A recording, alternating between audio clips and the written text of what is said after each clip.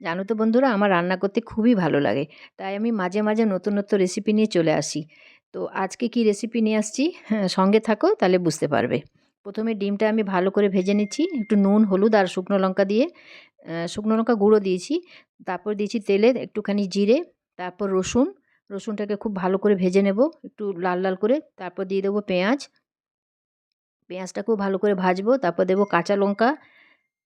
কাঁচা লঙ্কাটাও ভাজা হয়ে গেলে তারপর দিয়ে দেবো টমেটো। টমেটোটাকে খুব ভালো করে গলিয়ে ভেজে নিতে হবে, যাতে খুব গলে যায়। এই রেসিপিটাতে টমেটোটাকে এরকম ভেজে ভেজে গলিয়ে নিতে হবে। তারপর দিয়ে দেবো কিছু শুকনো মশলা। তাতে দিয়েছি লাল লঙ্কা, জিরে, ধনে, একটুখানি গোলমরিচ গুঁড়ো আর হলুদ আর নুন দিয়ে ভালো করে ভাজবো। যতক্ষণ না ভালো করে মশলাটা তেল ছেড়ে দেয়, খুব ভালো করে ভাজতে হবে। তারপর দিয়ে দেবো একটু পিউরি রাখা ছিল আমার পালং শাকের, সেটা ওর মধ্যে অ্যাড করে দেবো। দিয়ে পালং শাকটা দিয়ে খুব ভালো করে ভাজতে হবে, যাতে কাঁচা গন্ধটা চলে যায়। তারপর দিয়ে দেবো সামান্য একটু জল। একটু জল দিয়ে ভালো করে ওটাকে কষবো। মশলাটাকে খুব ভালো করে কষবো। কষা হয়ে গেলে ডিমগুলো ওর মধ্যে ছেড়ে দেবো। এক এক করে সব ডিমগুলো ছেড়ে দেবো।